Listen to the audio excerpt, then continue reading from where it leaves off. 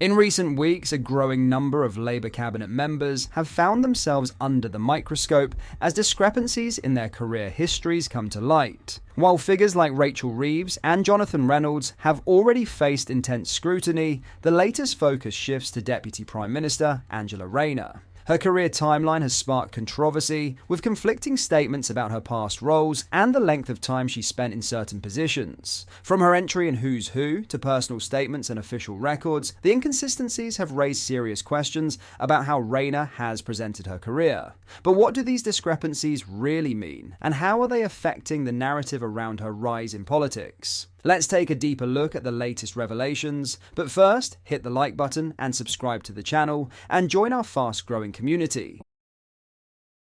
Just a quick one to say we have new Liber t-shirts available on our website. You can check the link in the description or go to britishstand.com.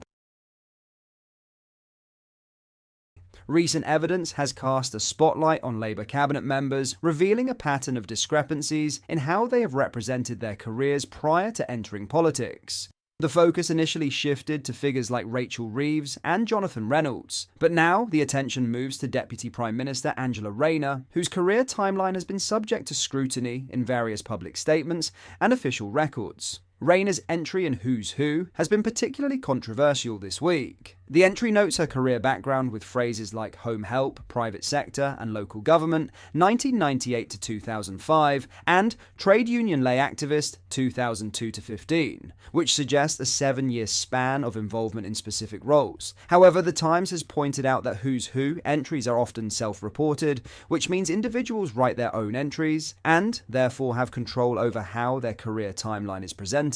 In this case, Rayner's own words have sparked further questions about the accuracy and consistency of her public claims. Additionally, Rayner's candidacy website from 2014 describes her as a trade union official with Unison, offering further context to her career. In her own words, she stated, "My first job was as a carer, looking after elderly people in their homes. I stayed in that profession for almost a decade and experienced the conditions that often make headlines today. That's why I joined a trade union." This statement implies a long tenure in home care, but Rayner's public statements have varied in the length of time she spent in these roles. One particularly curious incident occurred in a Facebook post from 2020, where Rayner commemorated her election victory, stating, "Exactly 5 years ago tonight, after 14 years service in local government as a home care worker, I left Stockport Council."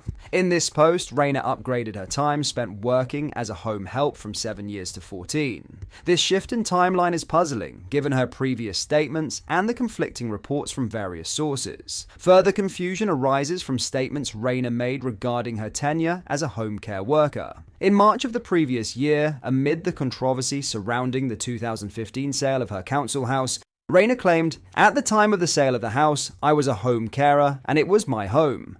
This comment would place her time as a home help at 17 years, drastically increasing her previous estimates of 7 or 14 years. The discrepancies in Rayner's public statements raise the question of whether Labour might be redefining the term decade to suit its narrative. According to Lord Ashcroft's biography of Rayner, the timeline doesn't quite add up.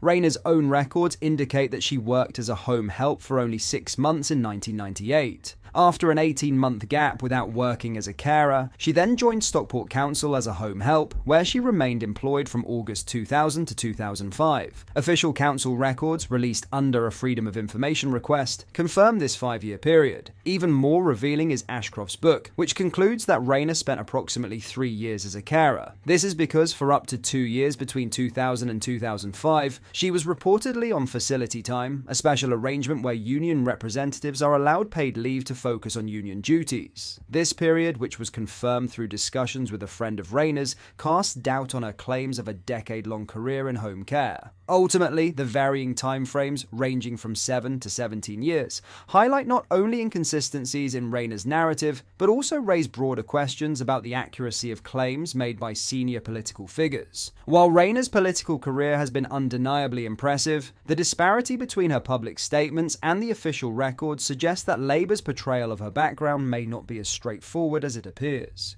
As scrutiny continues to mount, the contrast between the carefully crafted stories presented by these political figures and the reality of their actual career timelines becomes increasingly apparent. Rayner's case exemplifies how small discrepancies, when compounded over time, can undermine credibility and fuel public skepticism.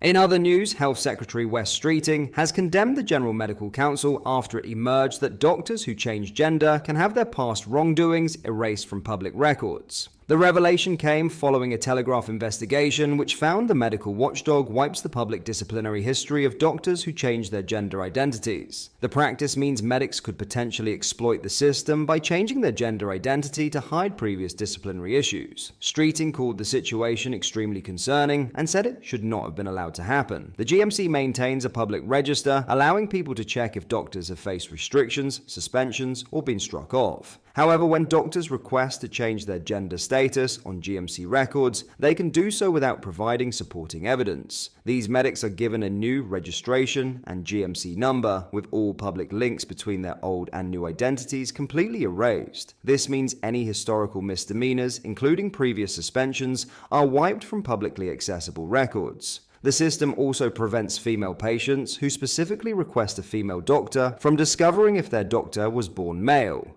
It comes as trans doctor Dr. Beth Upton is currently involved in an employment tribunal against NHS Fife. The case centers on a complaint by nurse Sandy Peggy, who claims she experienced unlawful harassment. Peggy alleges she was forced to share a changing room at Victoria Hospital, Kirkcaldy, with Dr. Upton, who was born male, but insisted on using the women's changing room. The GMC has confirmed Dr. Upton is among the 62 doctors who have received new registrations under different GMC numbers. There is no suggestion that Dr. Upton has faced any disciplinary action. The GMC has revealed that 62 doctors in total have been issued new registration numbers after changing their gender identity. Under normal circumstances, suspensions of more than 3 months remain on GMC records for 15 years, while shorter suspensions stay for 10 years. The regulator stated if a doctor had received a historical sanction prior to transitioning, this information would not be available on their new public-facing record on the medical register. The GMC was unable to confirm whether any of the 62 doctors who received new numbers had faced suspensions under their previous identities. On Thursday night, the Health Secretary demanded immediate changes from the regulator. It is completely within the power of the GMC to find a workaround for this that means transparency for patients, as well as protections in the Equality Act, are preserved, Streeting told the Telegraph. What are your thoughts on what we discussed in today's video? Let me know down in the comment section below. If you've not yet already, make sure you do drop a like on this video and subscribe to the channel for more British content. Thank you, take care, goodbye.